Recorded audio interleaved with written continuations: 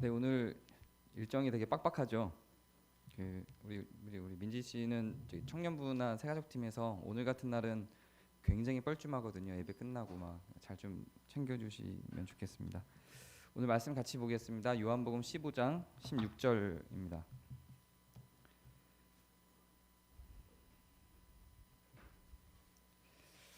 네, 함께 읽겠습니다. 시작. 너희가 나를 택한 것이 아니요 내가 너희를 택하여 세웠나니 이는 너희로 가서 열매를 맺게 하고 또 너희 열매가 항상 있게 하여 내 이름으로 아버지께 무엇을 구하든지 다 받게 하려 함이라. 아멘. 이제 오늘 같은 날은 뒤에 일정이 많아 설교를 빨리 끝내야 되는데 준비하다 보니까 막 원고가 길어져서 네, 빨리 끝내겠습니다.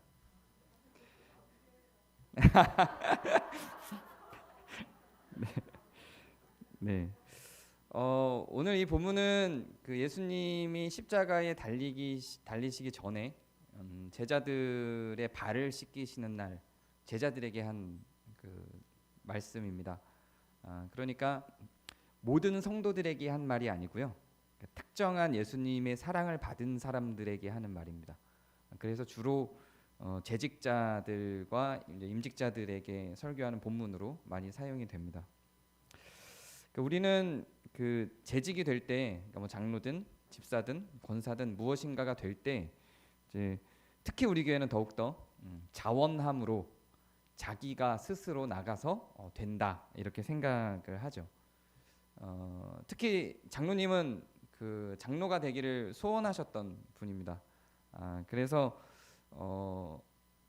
장로가 되기를 소원해서 장로가 됐으니까 아마 더욱더 내가 택하여 이 장로의 자리로 왔다 이렇게 생각하실지도 모르겠습니다. 근데 저는 장로교 목사잖아요. 장로교가 아니라 감리교 출신의 그 성도분들도 많이 계시지만 저는 이 말씀을 굉장히 신뢰합니다. 근데 예수님께서 제자들을 불러놓고 이렇게 이야기를 했어요. 너희가 나를 택한 것이 아니요 내가 너희를 택하여 세웠다. 실제로 제자들이 제자가 된 과정을 보면 그렇죠. 어부들이 저기 고기를 잡고 있는데 예수님이 찾아가셔서 니네 일로 와 이렇게 해서 예수님이 택해서 부르셨죠. 그 세리하고 있는 사람한테 찾아가서 너도 와 이래서 예수님이 다 긁어 모았단 말이에요. 본인들이 예수님의 제자가 되겠다고 내가 제자 될 자격이 있습니다 이렇게 오기보다 예수님이 제자들을 찾아가서 불러서 왔죠. 그렇다고 제자들이 막 제자가 되길 싫어하는 거를 도망다니는 상황에서 예수님이 불러온 건 아니고 예수님이 그렇게 불렀을 때 다들 굉장히 영광스럽게 그때 예수님의 인기가 거의 그 지역에서는 하늘을 찌를 듯한 인기를 구가하던 상황이었기 때문에 영광 가운데 예수님이 부르심에 응답해서 달려왔죠. 지금은 예수님의 실체가 우리 옆에 없죠. 예수님의 실체가 없어서 예수님이 우리를 불렀다는 것을 신뢰하거나 믿기가 매우 어렵습니다. 우리는 우리가 선택해서 왔다 이렇게 생각하는 것이 더 자연스럽죠. 실제로 우리가 자원을 해서 우리가 집사가 되고 우리가 장로가 되니까요. 또 우리가 신학교를 가고 나 스스로 제가 신학교를 가고 저 스스로 선언을 하면서 목사가 되니까요. 그런데 이제는 예수님이 없는 가운데에서 그럼 누가 불러서 택했다는 거냐 이렇게 생각할 수 있는데 오늘 우리가 읽은 이 요한복음 앞장을 보면 성령에 대해서 기록을 하고 있습니다. 14장 25절부터 성령에 대해서 이야기를 하고 그리고 내가 너희를 불렀다라고 이야기를 하고 그 말씀 15장 26절에 가서 다시 보혜사 성령에 대해서 이야기를 합니다. 이제는 그렇게 부르는 역할을 예수님이 실체로서 우리 앞에 와서 육체를 입고 부르는 게 아니라 마음 가운데 성령께서 충동을 주는 거죠. 이걸 뭐 욕심이라면 욕심일 건데 거룩한 욕심이 될 거예요. 이런 것들을 줘서 어떤 소원함을 줘서 그것들을 바라게 만들기도 하고 혹은 상황과 정황을 만들어서 본인은 갈등이 되지만 사실상 본인은 갈등이 되지만 그 주변의 제한이나 상황과 정황 속에서 그 일을 수행하게 만들기도 하죠. 이제 이런 것들을 우리는 택함이라고 장로교 신학에서는 정의를 내립니다. 감리교는 또 좀 달라요. 그건 오늘 길어지면 안 되니까 소개를 안 할게요. 네, 그래서 저는 요거를 믿습니다. 우리가 제가 목사로 부름을 받았을 때, 즉 제가 신학교를 갔을 때, 그 좀 놀라운 일이 있었어요. 저는 신학교를 간 게 그냥 교회가 좋아서 갔어요. 교회가 좋았고 교회에서 일하는 게 좋았고 성경 공부하고 성경을 가르치는 교사의 일이 좋고 그냥 기도하고 찬양하고 이런 교회 생활이 너무 좋은데 그걸 돈 받고 할 수 있으니까 얼마나 좋아요. 그래서 그냥 그렇게 그냥 교회가 좋아서 목사가 되려고 신학교를 간 거죠. 물론 그 과정에는 그 제 아내의 그 명령도 있었고 또 장모님의 소원도 있었고 목사 사위 한번 보자 뭐 이런 소원도 있었고 그런 여러 가지가 작용이 돼서 갔고 저는 제가 그걸 선택해서 이제 갔다고 생각을 했죠. 근데 가 보니까 선택해서 온 사람이 별로 없어요. 저밖에 없는 것 같아요. 그래서 다른 사람들은 전부 다 뭐 꿈에서 보고 뭐 어릴 때부터 소명을 받아서 길러지고 뭔가 환상을 보고 뭐 이런 것들로 다 목사가 되겠다고 신학교에 오고 신학교에서 면접을 보는데 그 교수님께서 이제 면접관들이 쫙 앉아 있고 왜 목사가 되려고 했나요? 이렇게 소명을 받으셨나요? 이렇게 물어봐서 제가 이제 되물었어요. 소명이 뭐예요? 이렇게 소명이요? 이렇게 물은 것 같아요. 그러니까 하나님께서 당신이 목사가 되겠다고 하는 그 이끄심이 있었냐? 그래서 이끄심은 없었다. 이끄심은 없었는데 그냥 내가 하고 싶어서 그냥 했다 그랬더니 그게 이끄심이에요. 이렇게 이야기를 해주시고 그 질문했던 분이 나중에 저한테 전화를 해서 이제 합격 통보를 해주셨던 그런 기억이 납니다. 근데 이끄심이 아니고 그냥 제가 좋아서 왔어요라고 했는데 그게 이끄심이에요라고 했던 그분의 그 말이 이 내용 가운데 있는 겁니다. 성령 이제는 예수님께서 와서 부르셨던 작업을 예수님께서 실체로서 지금은 안 계시고 예수님은 하늘로 승천하셨으니까 성령께서 우리 마음 가운데 소원함을 주시고 상황과 정황 가운데서 우리가 와서 그 일들을 하는 정황들이 만들어지는 거죠.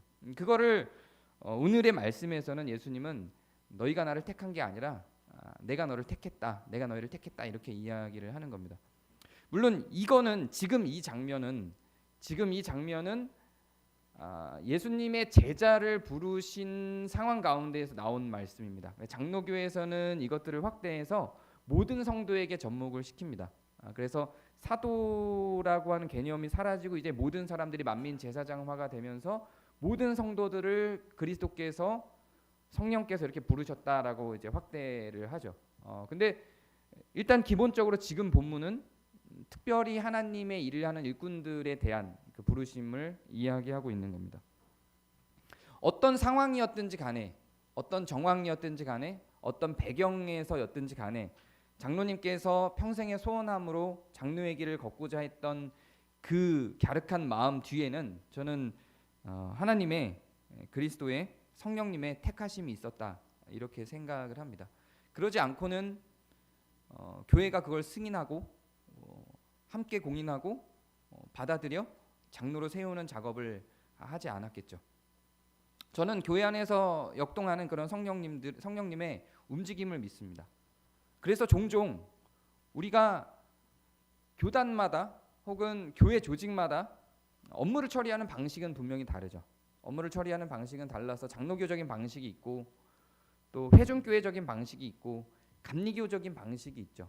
감리교에서는 감독이 즉 목사가 결정을 내릴 수 있는 권한이 있고요.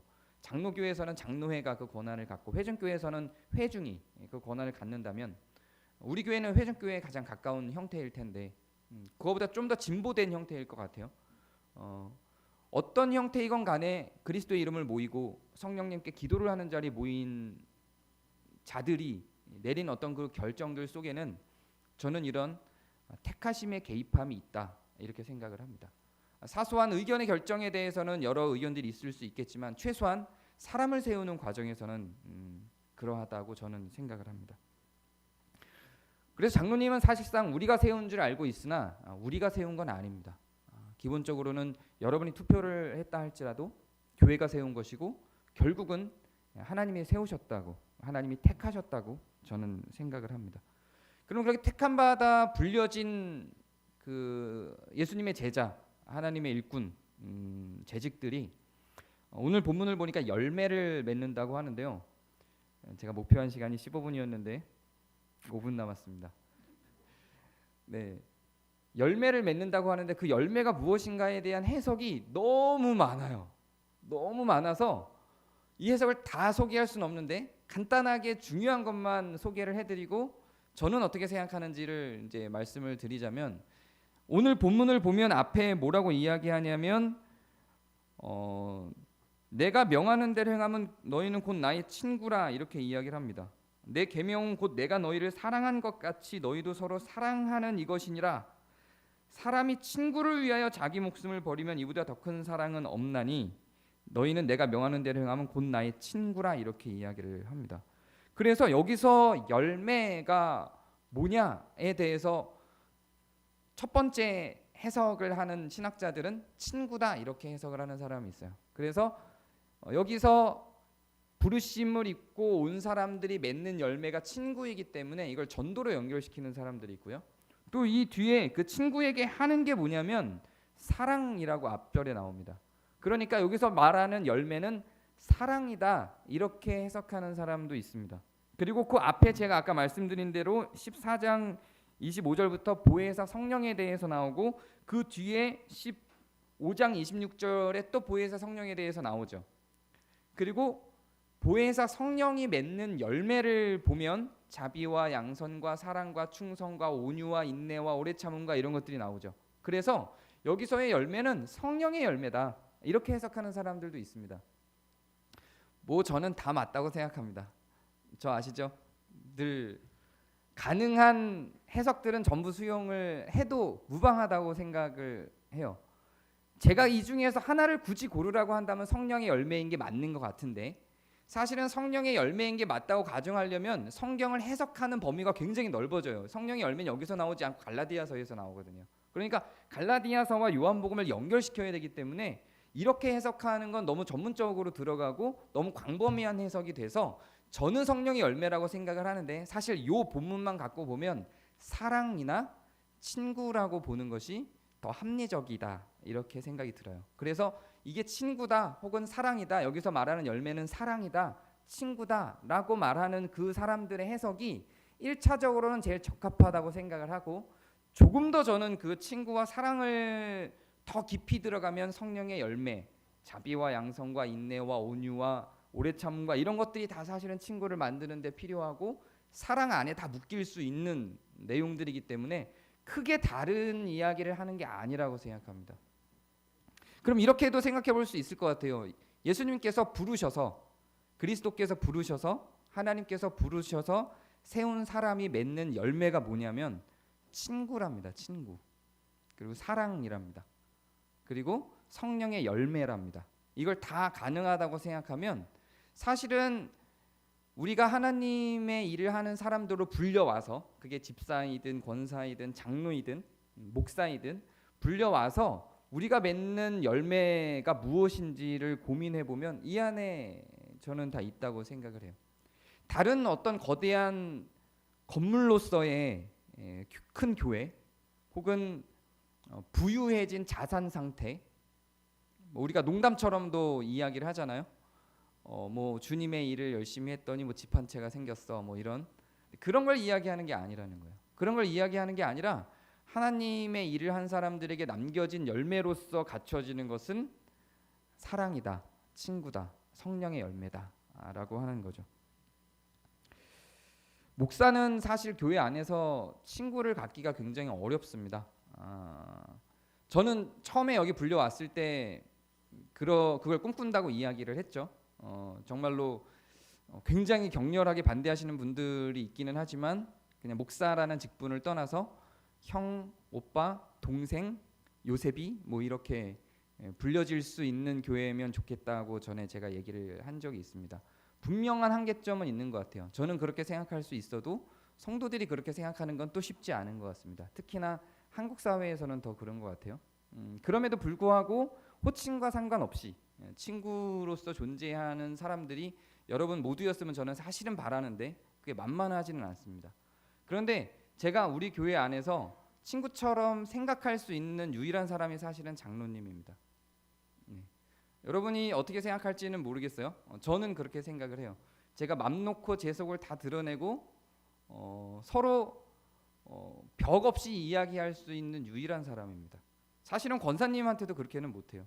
여러분들은 제가 뭐 운영위원장님이나 이렇게 저랑 같은 나이를 갖고 있는 76년생들하고 되게 친하다고 생각할지 모르겠습니다. 그분들 앞에서도 저는 목사입니다. 목사고 목사 이상의 모습을 보이기가 굉장히 어렵습니다. 근데 사실 장로님하고는 굉장히 막역해요. 뭐 싸워도 받고 삐져도 보고. 근데 저하고 사실 싸우고 나서 우리 교회를 버티고 다닐 수 있는 사람이 있나요? 아마 없을 거예요. 제가 이렇게 대놓고 싸우지도 않았고 싸운 적도 없지만 그렇게 저하고 싸우고 나서 우리 교회를 버티고 다닐 수 있는 사람은 아마 없을 겁니다. 근데 장로님하고 저는 그런 다리들을 여러 차례 건넜죠. 여러 차례 건너고 서로 마음을 상했는데도 불구하고 또 다음 날 전화해서 밥 먹으러 오세요. 이래서 이제 가서 밥도 먹고 그 정도 사이는 됐죠. 만약에 오늘 말씀에서 기록하고 있는 그 열매가 친구라고 한다면 저는 장로님을 친구로 얻었다고 생각을 합니다. 그리고 장로님은 인정하든 인정하지 않든 장로님도 저를 친구로 얻으신 겁니다. 제가 친구로 생각하면 장로님도 친구를 갖고 있는 거죠. 저는 그렇게 생각을 합니다. 제가 처음에 우리 교회 왔을 때 장로님이 이 말을 해주셨어요. 목회를 하는데 뭘 하려고 들지 말고 친구를 좀 만들어요. 이렇게 친구를 만드세요. 이런 이야기를 해줬어요. 사실은 그런 측면에서 보면 저는 어느 정도 좀 실패한 부분이 있지 않나 생각을 합니다. 그리고 그런 과정 속에서 장로님은 제 친구로 저는 남아 있다고 생각을 합니다. 그러면 굳이 뭐 정말로 성경에서 이야기하고 있는 이 내용이 사실이라고 한다면 굳이 장로라고 하는 직함과 상관이 없어도 우리는 이 가운데에서 친구를 열매로, 사랑을 열매로, 또 성령의 열매들을 열매로 만들어갈 수 있다면 그 직함 자체는 중요하다고 생각하지 않습니다. 그래서 지금 이제 오늘로 행정적으로는 장로님이 그 장로로서의 직분은 내려놓으실 겁니다. 운영위에서 표를 행사하던 목협위에서의 표를 행사하던 그런 행정적인 장로로서의 역할들은 내려놓으실 겁니다. 그러나 성경에서 이야기하고 있는 제자를 부르신, 제자를 택하신 그 예수님의 가르침에 따른 그 열매로서 사랑을 맺고 친구를 만들고 그리고 성령의 열매를 맺는 그 일들은 끝나지 않고 계속될 것입니다. 그래서 그 역할들 가운데 장로님 계속 계실 거고 여전히 여러분들을 친구로 만들 것이고 또 여러분들을 통해서 여러분들과의 교제를 통해서 사랑의 열매를 맺을 것이고 또 성령의 열매를 맺어갈 것입니다. 그리고 여러분들도 그 가운데서 장로님과 지금 장로님이 이제는 직분을 내려놓지만 여전히 또 사랑을, 친구를, 성령의 열매들을 함께 맺어가는 한 공동체가 되기를 소망합니다. 오늘 말씀 이것으로 마치고 이제 우리 은퇴식을 진행하도록 하겠습니다. 은혜 하나님, 한 사람을 세우시고 택하셔서 부르시고 만들어 가시는 그런 그리스도의 부르심의 과정들을 성경에 나타난 제자들을 통해서 확인을 해봅니다.